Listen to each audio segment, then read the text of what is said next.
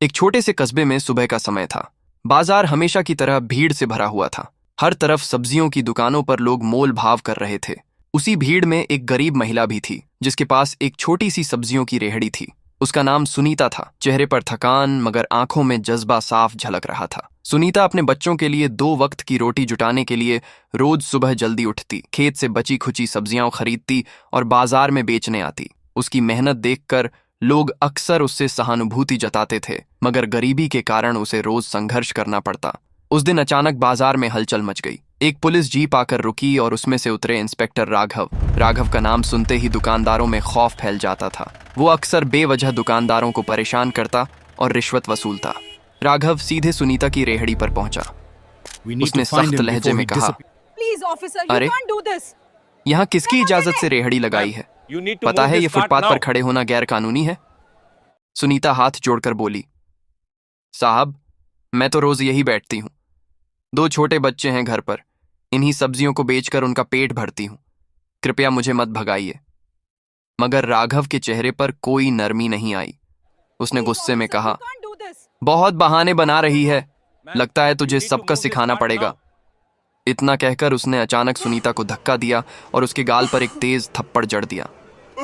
पूरा बाजार सन्न रह गया। सब्जियां जमीन पर बिखर गईं और सुनीता रोते हुए उन्हें समेटने लगी। भीड़ में खड़े लोग आपस में बातें करने लगे। ये तो हद हो गई। बेचारी औरत का क्या कसूर था? पुलिस वाले तो आम जनता पर ही ताकत दिखाते हैं।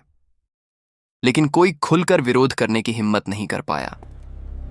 राघव सब पर गुस्से से नजर डालते हुए बोला, अगर किसी ने ज्यादा बोलने की कोशिश की तो जेल में डाल दूंगा।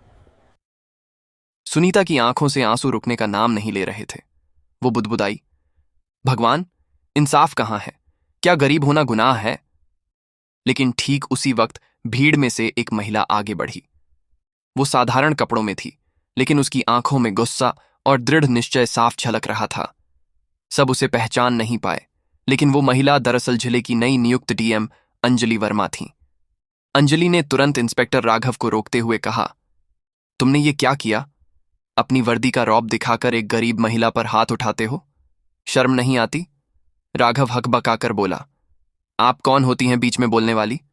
ये मेरा इलाका है, मैं जैसे चाहूंगा वैसे ही कानून चलाऊंगा।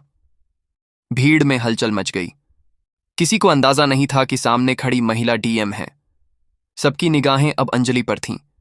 अंजलि वर्मा ने गहरी सांस ली और फिर कड़े स्वर में बोली, तुम्हारा यह इलाका है, लेकिन कानून तुम्हारा नहीं। तुम अपनी सीमा भूल रहे हो इंस्पेक्टर।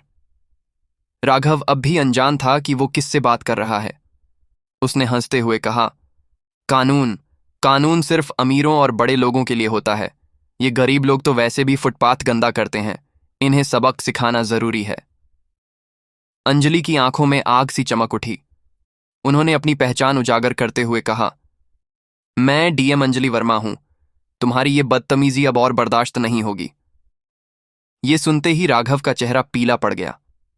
भीड़ में शोर मच गया, अरे ये तो डीएम मैडम है, अब इंस्पेक्टर की खैर नहीं। अंजलि ने तुरंत पास खड़े कांस्टेबल्स को आदेश दिया, इंस्पेक्टर राघव को अभी सस्पेंड करो और उसकी वर्दी उतरवाओ। कानून की आड़ में जनता को दबाने वालों की कोई जगह नहीं है। कांस्टेबल्स पहले तो सहमे, लेकिन फिर आदेश का पालन करते हुए राघव से उसकी बेल्ट और कैप छीन ली। पूरा बाजार तालियों की गड़गड़ाहट से गूंज उठा।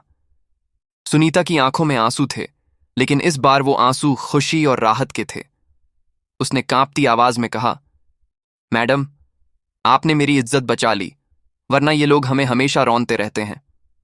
अंजलि ने उसके कंधे पर हाथ रखकर कहा, तुम्हारी मेहनत तुम्हारा हक है, कोई भी तुम्हें नीचा नहीं दिखा सकता। अब यह बाजार सुरक्षित रहेगा। मैं आदेश दूंगी कि यहां गरीब रेहड़ी वालों को परेशान न किया जाए। भीड़ में मौजूद लोग जो अब तक चुप थे, जोर जोर से बोलने लगे, जैसे डीएम मैडम हो वैसा हर अफसर हो। इंसाफ की जीत हुई। ये असली नारी शक्ति है। राघव शर्म से सिर झुकाकर खड़ा था।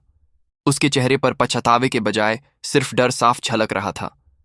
अंजलि ने कड़े शब्दों में कहा, तुम्हें यह सबका हमेशा याद रहना चाहिए कि वर्दी का मतलब जनता की सेवा है, न कि उन पर अत्याचार। अगर फिर कभी इस तरह की हरकत की तो जेल तुम्हारा इंतजार कर रही होगी। इस पूरे वाक़ये ने बाजार की तस्वीर बदल दी। सुनीता जैसी गरीब महिलाएं अब बिना डर के अपनी रोजी रोटी कमा सकती थीं, और लोग भी समझ गए कि कानून सिर्फ कागज पर नहीं, बल्कि सही नेतृत्व में जमीनी स्तर पर भी लागू हो सकता है। अंत में सुनीता ने हाथ जोड़कर कहा, मैडम, भगवान आपको लंबी उम्र दे। आपने हमें हिम्मत दी कि हम गरीब भी इंसाफ पा सकते हैं। अंजलि मुस्कुराई और बोली, न्याय सिर्फ अमीरों का हक नहीं, बल्कि हर नागरिक का अधिकार है। यही असली लोकतंत्र है। पूरा बाजार तालियों की गड़गड़ाहट से गूंज उठा। लोगों की आंखों में उम्मीद थी और सुनीता के चेहरे पर पहली बार संतोष की मुस्कान।